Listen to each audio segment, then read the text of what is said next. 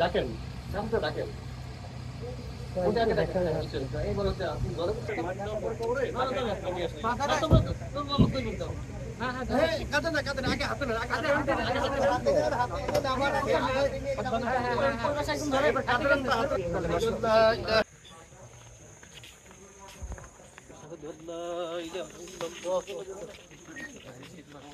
আস্তে আস্তে আস্তে আস্তে আস্তে করে নাস্তা করে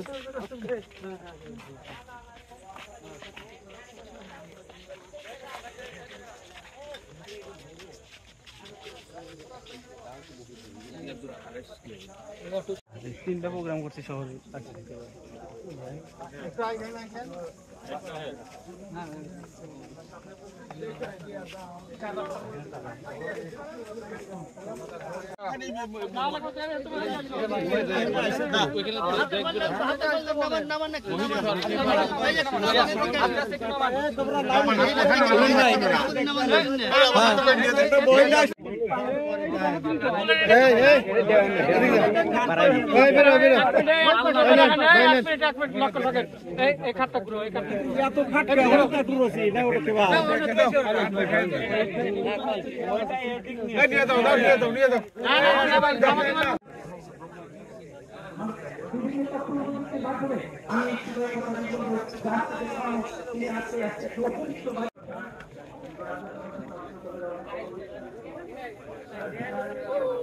আপনারা একটু পিছনে চলে যান, সব কাতারে দাঁড়ান। আমাদের হ্যাঁ হ্যাঁ সবাই কাতার এক লাইন বাদ দিয়ে সবাই আচ্ছা দেখার ভিতরে কথা বলুন।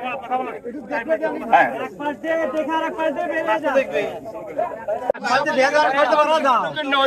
সবাইকে বিনীতভাবে অনুরোধ করা হচ্ছে আপনারা সবাই লাইনে দাঁড়ান।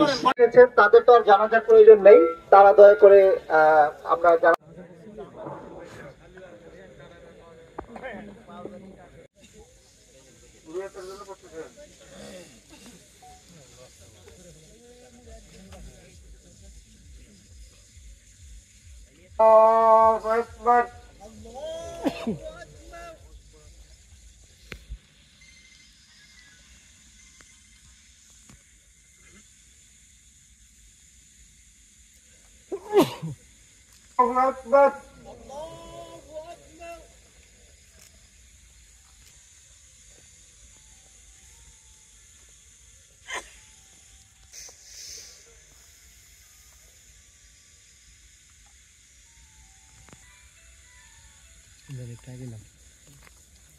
السلام عليكم ورحمة الله. السلام عليكم السلام عليكم ورحمة الله. السلام عليكم ورحمة الله.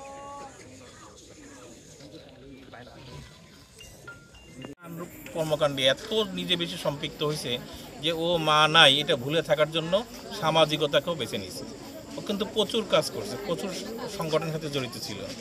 তাই এখন ওকে আমরা 5 দিন 6 দিন আগে আমার মেয়ের হলুদ অনুষ্ঠান হয়েছে, আক্ত হয়েছে, ও হলুদ অনুষ্ঠানে দৌড়ে আসছে।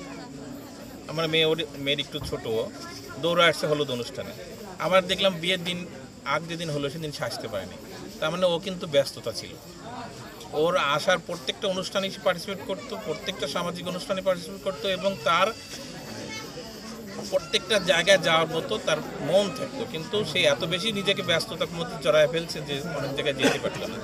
তো আমি মনে করি যে এই সাম্য চলে যাওয়ার মাধ্যমে একটা মেসেজ হয়তো দিয়ে গেল। কারণ ঢাকা ইউনিভার্সিটি মানেই কিন্তু প্রাচ্যের একটা ইউনিভার্সিটি, ঢাকা ইউনিভার্সিটি মানেই কিন্তু সারা বাংলাদেশের ছাত্ররা জেনে যায়।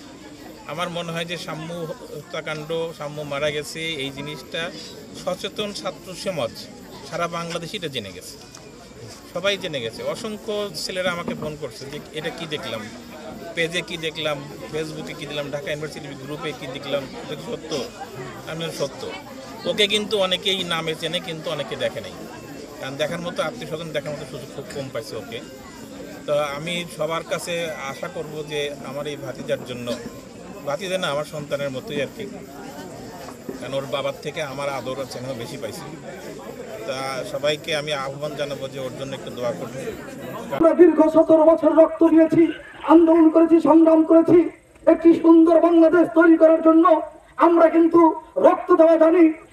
আমরা কিন্তু শুধু মার খেয়ে বসেই থাকবো না, আর কত মার খাবো। আমাদের পিঠ যখন দেওয়ালে ঠেকে যাবে আমরা কিন্তু সামনের দিকে যাব। যেভাবে হাসিনাকে আমরা পদত্যাগ করতে বাধ্য করেছি, ঠিক সেইভাবেই যদি সামনের বিচার না হয় আমরা আগামী দিনে আরো বড় ধরনের আন্দোলন গড়ে তুলবো। এটা আমি সিরাজগঞ্জের পক্ষ থেকে ঢাকা বিশ্ববিদ্যালয়ের যে সমস্ত নেতৃবৃন্দ এসেছেন আমি তাদেরকে জানিয়ে দিতে চাই। এবং আমাদের স্পষ্ট মেসেজ, আমরা সিরাজগঞ্জের মানুষ কিন্তু কখনো কোনো আন্দোলনে পিছিয়ে থাকি না। আমাদের এই সামনের আমরা বিচার চাই। সামনের বিচার যদি ওই ঢাকা বিশ্ববিদ্যালয়ের যে ভাইস চ্যান্সেলর আছেন উনি যদি ভূমিকা না রাখেন, আমরা সিরাজগঞ্জ থেকে আন্দোলন করে তুলব ইনশাআল্লাহ।